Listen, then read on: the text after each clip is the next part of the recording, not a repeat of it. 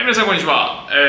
日本の会社に正社員として勤めながら海外移住をいたしましたシンプル内藤でございます。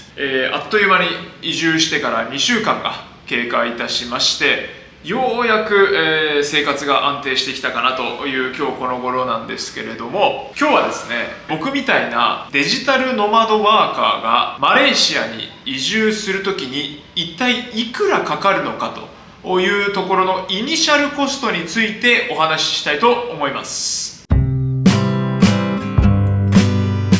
早速合計金額の結論から発表させていただきます。僕がですねマレーシア移住する際にかかった費用の合計が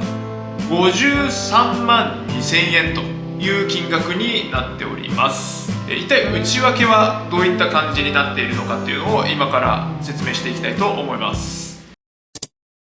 まずは、渡航前にかかった費用ですね。日本にいる時にかかっているお金、こちらまず1つ目がビザの申請書類になります。はい、ビザってですね無料で獲得することはできなくて、お金がかかるんですよね。でその際にですね、僕のデジタルノマドビザというですね、日本で働きながら海外移住するという特別なちょっとビザになってるんですけれども、こちらにかかる費用がですね、マレーシアの場合はだいたい3万円ということになっております。そこに加えて、僕の場合ですね、書類を申請するときに法定宣誓書という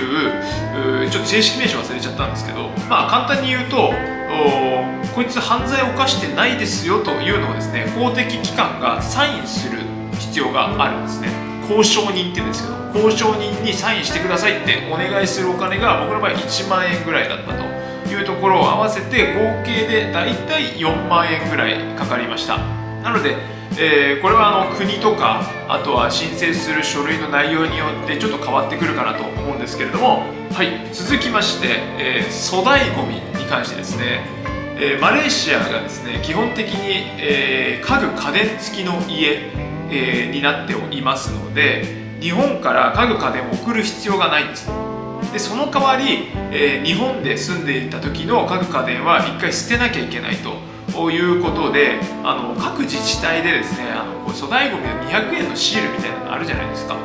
で僕はですねその200円のシールをだいたい8000円分買ってですね、ベッドだったりあとは棚だったりとか、扇風機電気もろもろをですね捨てたと。ただこれがですね僕8000円かかったんですけど、洗濯機とか冷蔵庫とかですね、芸人時代の同期にあげたりとか、あとはジモティーで譲ったりとか、ここら辺はねいろいろ工夫のしがいがあるかなと思います。あと僕はラクマとかそういうので売ったりもしていたので利益の方もあったりもしたので、僕の場合単身者ですね、単身者の場合はだいたい8000円ぐらいかかりましたと。続きましてはエージェント探しです。はい、こちら何のお金かと言いますと、マレーシアに住む際にですね家を探さなきゃいけないと思うんですけれども、その家探しを代わりにやってくれたりとか、あとは入居した後のサポートだったりとかっていうのを受け持ってくれる方が僕は探しました。はい、過去動画にも説明したんですけれども、エリックさんという優秀なエージェントの方がいらっしゃいまして、彼に払ったお金が約10万円ぐらいということになっております。これねエージェント探しについては賛否両論あるんですけれども、僕はですねかなり助かってます。なんでかっていうとマレーシアに移住して初日からですねこの今住んでいるコンドミニアムに入居できたんですよね。エージェントを探さないとなると自分一人で家を探さなきゃいけなくなりますので、まずは来てから1ヶ月ぐらいホテル暮らしが始まったりとか、あとは慣れない英語とかマレー語で会話して交渉しなきゃいけないとかっていう手間もありましたので、もう僕はそこはねもうお金で解決するというところで、エリックさんを頼りました。続きまして、家賃についてです。こちらですね、マレーシアにおいてはですね、入居する際にだいたい家賃1ヶ月分と、あとは敷金かな、敷金、2ヶ月分ぐらいでしたかね。あとは水道費用とか、電気料金について先払いするという費用がかかりまして、こちらもろもろ合計約30万円分ぐらいを先に支払いました。30万円なんですけど、ただこの半分ぐらいがさっき言ったような敷金とかデポジットになるので、何もなければ基本的には返ってくるお金というふうになっています。はい、続きましてが、渡航費チケット代になりますね。こちらが、僕は約4万円というお金になってます。1本目の動画でも多分上げてるんですけど、僕はバティックエアというですね、航空会社で行きまして、非常に安いんですよ。バティックエアがだいたい3万円から4万円ぐらいで、片道のマレーシア成田間が取れると、だいたいここの費用プラスアルファで、僕はねスーツケースがかなり重量があったので、荷物の重さを購入しまして、だいたいそれが1万円ぐらいだったかなと。なので合計で渡航費はもろもろ4万円というふうになっております。続きましては渡航後に関してなんですけど、これは人によって、かなり変動してくるんで、あくまでデジタルノマドワーカーシンプル内藤の場合というふうに考えていただくのが良いかなと思うんですけど、まず1つ目はですね、炊飯器ですね。僕は炊飯器をですね、非常に簡単なティファールのどんなお米でも炊けるよみたいな、結構安い炊飯器を買いまして、これが、だいたい8000円ぐらいでしたね。なのでもっといいやつはいくらでもあるんですよ。日本製の日本米を炊く専用のものもありますし、こちらは各個人で、変わってくるかなと思うんですけれども、こちらが8000円かかりました。はい、続きまして、こちら前回の動画でもお伝えしてるかなと思うんですけど、 IKEA のデスクですね。はい、僕がですね基本的にはリモートワークなので、日本の仕事を今のこの家でやっている状態なので、仕事用のデスクが欲しいということで IKEA にデスクを買いに行きました。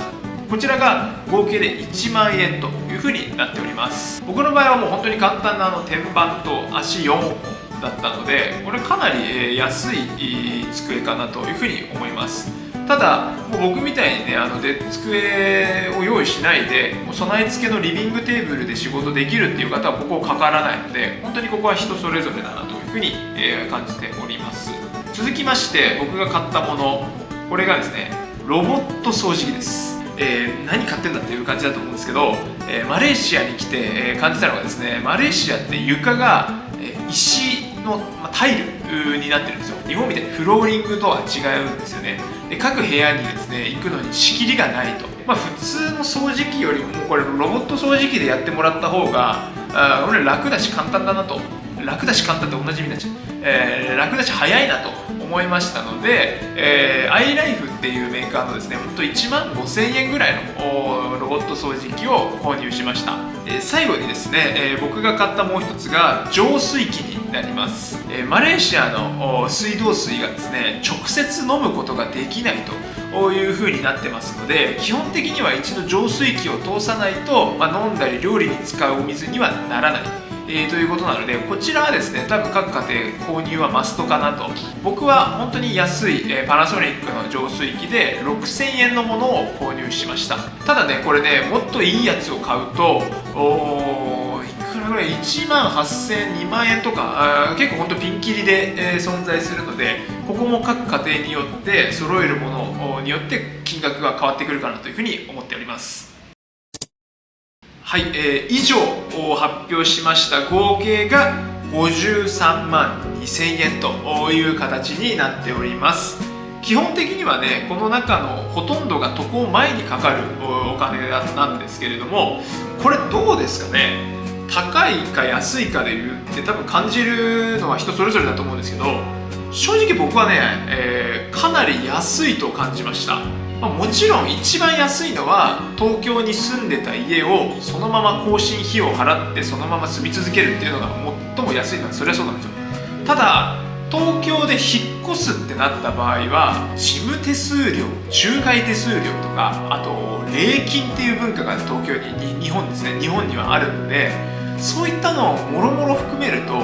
だいたい4、50万はかかるんじゃないかなと。大体同じぐらいなんじゃなかったかなというふうに感じてます。ただですね、もちろんマレーシアに住んで多分今後かかる費用揃えなきゃいけないものってもっとたくさん出てくるんですよ。なので細々したのを合わせるともちろんマレーシアの方が高くなってしまったり、日本に戻った時に家具家電をゼロから揃えなきゃいけないとか、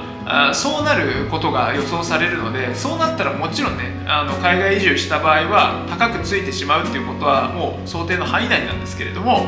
一旦こう移住すると基本的には東京で引っ越しするのとそんなに大差ない金額かなと。ということで、以上ですね、僕が2週間、移住してから2週間経ちまして、イニシャルコストどれだけかかったんだよというところの疑問をですね解消する動画となっております。この先多分1ヶ月ぐらいしたらですね、1ヶ月かかった費用みたいなところの生活費についてもお話しできればなと思いますので、皆様引き続きシンプルナイトをよろしくお願いいたします。それではまた次回の動画でお会いいたしましょう。さよなら。